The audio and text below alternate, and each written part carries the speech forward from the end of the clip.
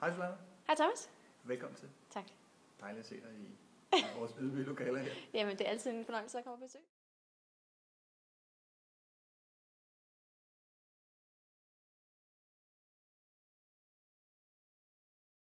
Nu er det blevet sådan, at apparaterne er kommet stille og roligt i gang igen, og man begynder at markedsføre og lave aktivitet over for kunderne. De fleste er ude og hente nye kunder, og det er ikke så smart. Det er langt bedre at holde på de kunder, man i virkeligheden har. Så jeg vil gerne give nogle konkrete metoder og konkrete forslag til, hvordan man kan skabe loyale kunder. Fordi kan du skabe loyale kunder, så går de selv ud og henter nye kunder til dig. Det er meget billigere.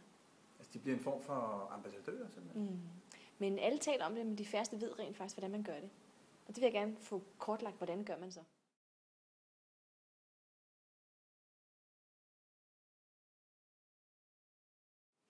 Altså, de fleste virksomheder har jo her i krisen i hvert fald fundet ud af, at de nok ikke havde så godt styr på deres kunder, som de troede, de havde. Og det kan de simpelthen se ved, at de kunder, lige så snart at krisen krassede lidt, så var de måske blandt de første, der blev sorteret fra, og derfor ikke længere havde en omsætning. Så de fleste kan godt se, at de ikke har været og ikke har stærke relationer med deres kunder. Og det vil de gerne gøre noget ved nu. For der er jo ingen, der ved, om der kommer en ny krise. Vi ved jo meget lidt om, hvad der sker i fremtiden, og det har gjort de fleste virksomheder ret ydmyge.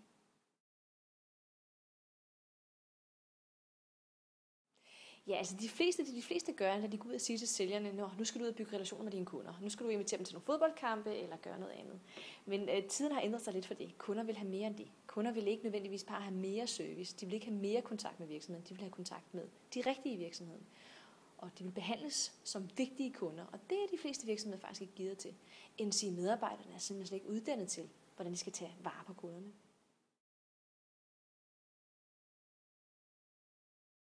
For det første er det vigtigt, at alle medarbejdere, også dem, som ikke har direkte kundekontakt, det kan fx være faktureringsafdelingen eller bogholderiet, at alle er klar over, at hver gang man har en interaktion med en kunde, det kan være telefon eller e-mail, hvor den største del af kundekontakten faktisk forekommer. Men også dem, som har direkte kundekontakt. Det kan være dem, der sidder ude og er i servicecentre, det kan være dem, der er ude og er sælgere, at de skal have en høj emotionel quotient, som jeg siger, over for deres kunder. Og det vil sige, at de skal forstå kunderne. Og de skal forstå, hvordan at de vækker følelser i kunderne, både det positive og negative. Og så skal de være klædt på til at håndtere kunderelationer, og det er de fleste ikke.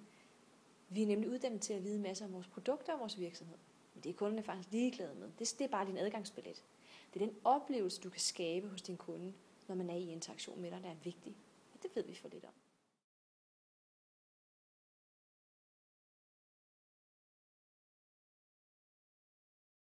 Alle skal gøre det. Altså i virkeligheden mener jeg jo, at man skal sprænge sin salgsafdeling, man skal fyre alle marketingsfolkene, eller i hvert fald sprede dem ud i hele organisationen og retænke måden, man går til markedet på. Det er klart, at det er fristende at lave en kampagne. Det er fristende at lave marketing. Det er fristende at gå ned i salgsafdelingen og sige, nu skal vi give den hele armdrejning. Det er bare ikke lige det, man skal gøre for at få loyale kunder. Loyale kunder forventer en unik oplevelse, lige meget med hvem de er i kontakt med i virksomheden. Og det er det, at virksomheden skal være klædt på til.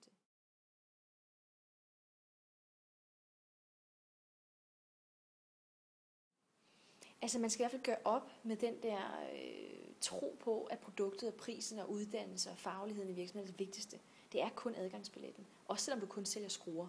Altså 2 producenter af skruer, der er altid en, der vinder ordren alligevel, selvom det er samme pris og samme produkt. Så man skal også være indstillet på, at det ikke er produktet og prisen, der er det vigtigste.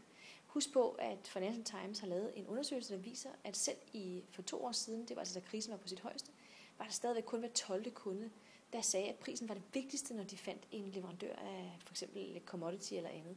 Så det er altså ikke prisen, der er det vigtigste. Det vigtigste er, om man stoler på, om man har tillid til sin leverandør. Og den kan du ikke markedsføre, den kan du ikke lave kampagner for.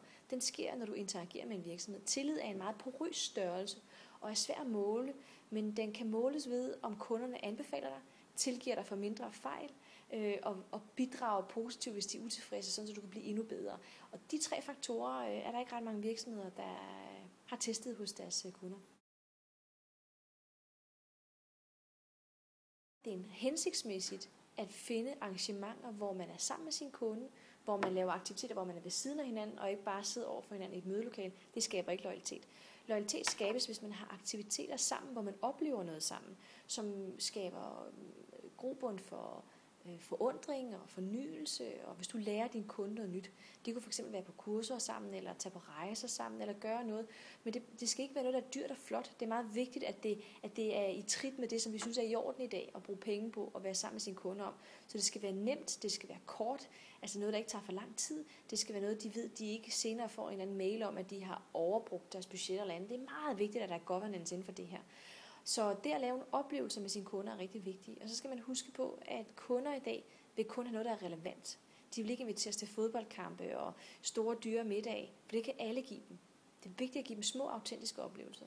Og det er det, virksomheden skal være givet til at kunne give. Tak, fordi du gad at give forbi. Det var så lidt, Thomas. Skulle det være en anden gang? Det bliver det. Det er godt. Tak skal du have.